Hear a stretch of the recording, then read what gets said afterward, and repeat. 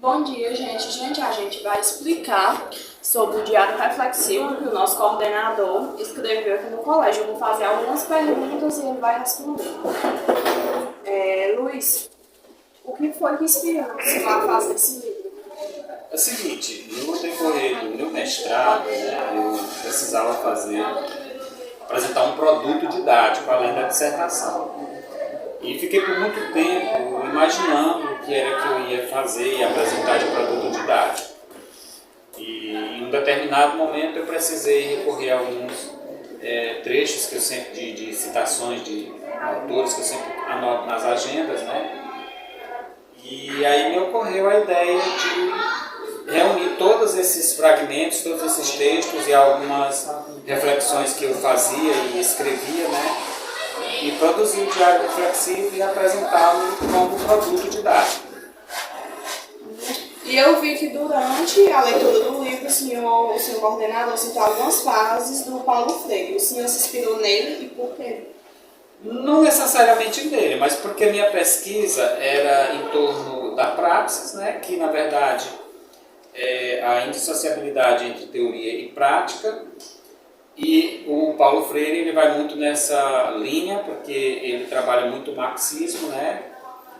E a praxis que eu apresento no livro é justamente essa praxis que Paulo Freire defendia e que também o Marx defendia, ou seja, assim, essa integração ou essa indissociabilidade entre teoria e prática.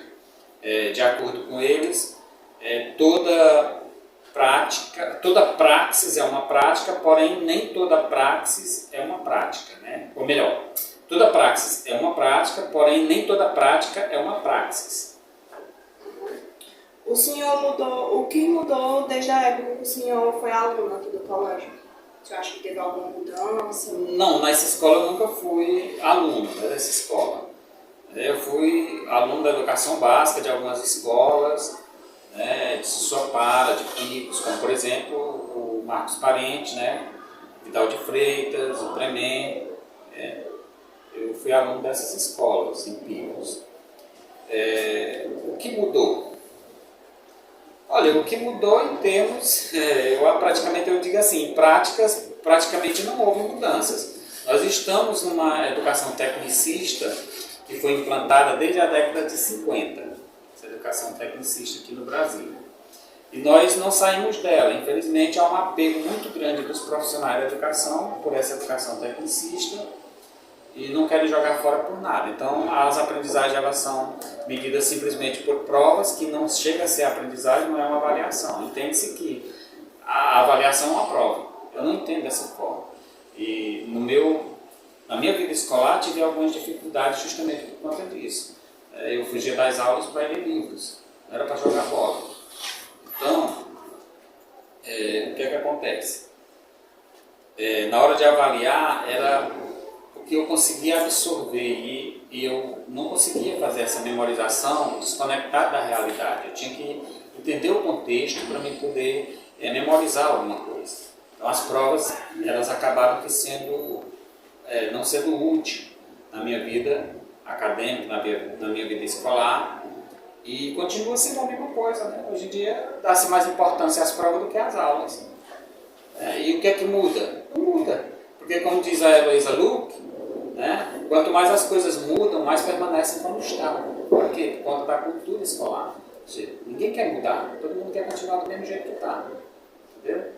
E por que as provas são mais importantes do que as aulas? Qual é a consequência disso? A consequência disso é que os alunos eles acabam que não querendo estudar. Por quê? Porque as provas são mais importantes. Então, se as provas são mais importantes do que as aulas, não precisa assistir a aula, não precisa, só precisa vir no dia da prova. E no dia da prova eu arrumo uma forma de colar, e aí eu tiro uma nota e pronto, eu passo de ano. Viu?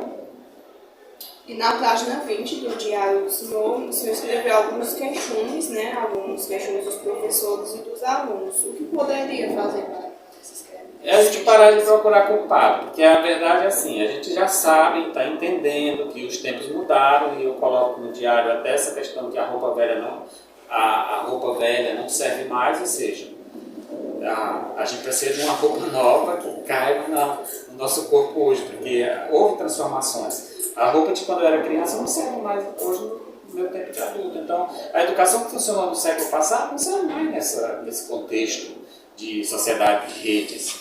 A gente tem que reinventar a educação.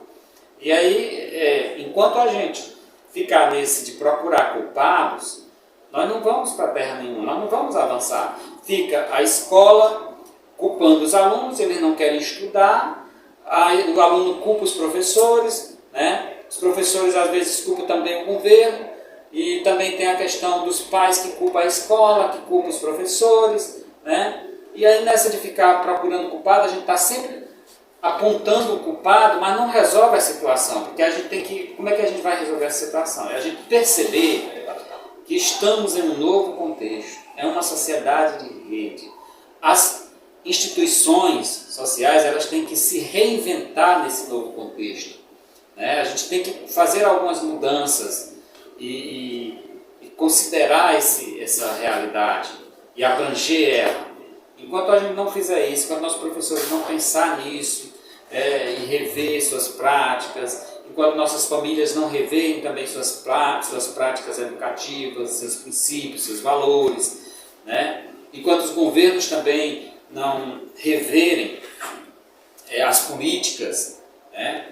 Nós não podemos avançar, nós vamos continuar mais do mesmo o tempo todo. Por mais que as coisas mudem, vai ser mais do mesmo. E aí eu até coloco aí no Diário Reflexivo que a impressão que se tem é que a gente está subindo uma escada rolante pelo lado que desce. Pois obrigado, senhor coordenador, por ter respondido nossas perguntas. Nós encerramos por aqui.